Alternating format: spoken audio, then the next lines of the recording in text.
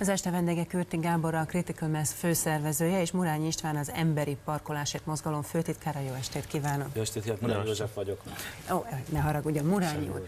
Önök azt mondták, hogy a biciklis mozgalom képviselői fasiszta módszerekkel harcolnak az érdekeikért. Nem túlzás kicsit ez a fasisztázás? Kérem szépen, ezt nem mi mondtuk, ezt ők mondták, úgyhogy itt most felolvasom az itt is bejátszásban is szerepelt nyilatkozatnak, nem kell félni, nagyon rövidet.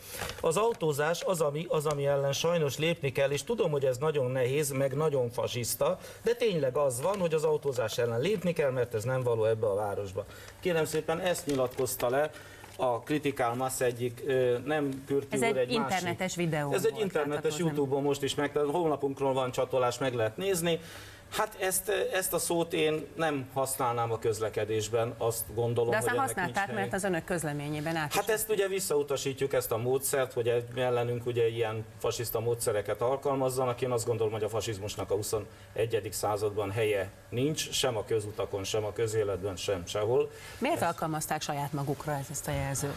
Hát sajnos ezt még nem tanítanak az iskolákból, de az iróniát már tanítják a 6. általános iskolai osztályokban, irodalomból. És én azt gondolom, hogy itt erről volt szó, tehát akkor tekintjük magunkat fasisztának, hogyha arra akartunk célozni, hogy nem vagyunk azok, és mégis ezért, mert szeretnénk korlátozni az autóforgalmat, esetleg ezt a bélyeget ránk süthetik. De egyébként én azt gondolom, hogy nem ez a fontos, tehát hogy nem is gondolkozunk egyáltalán autósban és bringásban, tehát mit tudom mondjuk, hogyha én jelen pillanatban fogom és megmutatom, csak hogy lássák, én autós vagyok, itt van a jogosítványom, a forgalmi engedélyem. Tanúsíthatom, hogy mindez itt található. Ez azért nagyon fontos, mert nem gondolkozunk ebben ellenállásban semmiképpen, tehát én inkább azt mondanám, hogy én az autós vagyok, és ez nagyon fontos, aki Murányi úr előtt sosem áll a dugóban. Azért, mert úgy döntök minden reggel, hogy én kerékpárral megyek a munkahelyemre, ami nagyjából 10 kilométer az irodám és vissza, és miközben a gyerekemet is elviszem, ez egy döntés, és én ezt valamiért vállaltam, és szerintem ennél sokkal inkább lehet azt mondani, hogy várható is ezért egy nem hála, de az egy elismerés. Tehát, hogyha sokan közünk után szabálytalankodnak, de még többen szerintem nem, ezt el kell ismerni, hogy ilyenkor a városra gondolunk, magunkra gondolunk, de egyébként Murányi úrra is, aki azt elismerik, hogyha sokan bicikliznek, és mondjuk több a biciklis út, és ez lehetővé is teszi, hogy többen biciklizzenek, akkor az autósoknak is könnyebb lesz.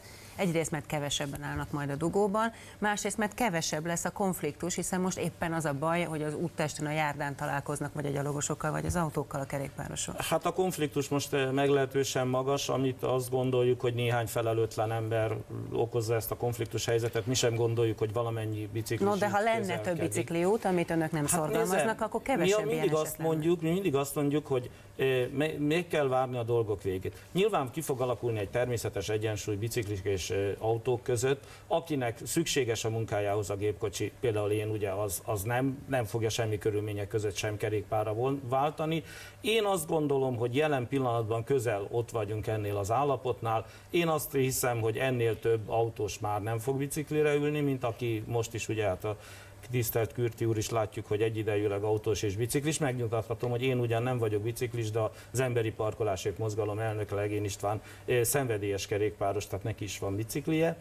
Tehát én azt gondolom, hogy ebben lesz egy természetes egyensúly, hát ahogy itt a felvezetésben is elhangzott, hogy körülbelül 1000 autóra 8-10 biciklis jut. Én azt gondolom, hogy ennél jobb ez az arány már nem nagyon lesz, mert fizikai korlátok akadályozzák a további növelést. Ugye egy szállítás közben egy gépjárművel lehet szállítani másik embert, lehet szállítani csomagot, véd az időjárás ellen, tehát olyan előnyei vannak, nem véletlen, hogy az autó terjedt el jobban, hiszen bicikli már közel 150 éve van, autó meg rövidebb idő alatt alakult. És önöknek mi erről a véleménye? Ugye Budapesten és Magyarországon valóban nagyon kevés biciklista van ahhoz képest, hogy más országokban. Ez azért van, mert ahogy Murányi úr mondta, fizikailag nem lehet ebben a városban több teret biztosítani, vagy önök szerint azért lehet még változás?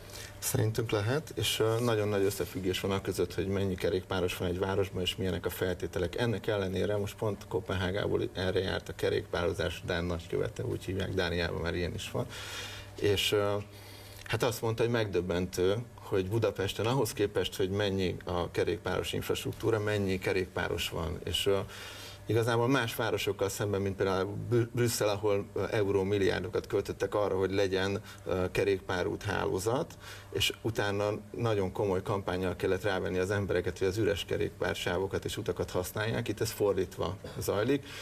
Évente nagyjából duplázódik a kerékpárosok száma Budapesten. Én egyáltalán nem gondolom azt, hogy ez beállt, hanem hát főleg a belvárosban érezhetően robbanásszerűen nő a kerékpározás. Ha viszont van egy robbanás, és lehet még nagyobb ezek szerint, akkor hogy lehetne azt elérni, hogy a kerékpárosok a szabályokat is betartsák?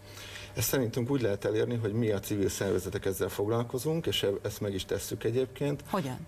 Hát most jelen pillanatban főleg a körúttal foglalkozunk, szeretnénk egy kerékpársávot a nagykörútra, és ennek kapcsán nagyon sok kérdés felmerül. Az egyik például valóban önök például tiltakoznak ezzel a nagykörúton kerékpársáv. Igen, így van, legyen. de ugye arról van szó, hogy megint a parkolóhelyeket akarják elvenni. Most ugye tessék arra gondolni, hogy ott emberek laknak, én is egyébként, akiknek autóik vannak, és hát a kerékpárt föl lehet vinni a 4. emeletre, de hát az autót ez elég körülményes. Aki ott lakik, az nem parkolhat a körúton egyébként. Így van egyébként, és akkor azt mondták, hogy azért nem parkolhatok én a saját otthonom előtt, ahol 56 éve lakom, mert a kerékpáros, a körúti parkolósáv kell azoknak az autóknak, akik rakodnak, akik nem ismerik a terepet, és ezért kell onnan engem a saját otthonomból kitiltani. Most ugye jön az a lépés, hogy már ezeket a parkolókat is elveszik, tehát pont azokat a... nagyságrendi tévedés van, én úgy gondolom, tehát végig számoltuk a nyugati pályaudvar és a Blaha Lujza tér között, nagyjából 350 parkolóhelyről beszélünk, miközben a párhuzamos második utcáig, hogyha távolodunk mind a két irányban, akkor kb. 2000 mélygarázs férőhely van, és 2500 hát ezek szerint, önök szerint azt nem lehet megoldani, hogy mondjuk a körúton parkolóhelyek is legyenek, és biciklisek is legyenek. De meg lehet oldani. Ez egy döntés, egy várospolitikai döntést igényel. 3 verziónk van a nagykörút kerékpárs baráttá tételére, ebből az egyik az, hogy a parkolósáv helyére, a másik az, hogy a szélsőforgalmi sáv helyére, a harmadik az, hogy egy vegyes használatú sávban egy kerékpáros nyomot jelöljenek ki a szélső sávban, és így biztosítsák legalább átmenetileg a kerékpárosok. A vita erről minden bizonnyal folytatódni fog, mielőtt meg eldől, hogy melyik verzió valósul meg, ha egyáltalán. A mai időnk sajnos lejárt. Nagyon köszönöm, hogy eljöttek. Mi köszönjük a lehetőséget.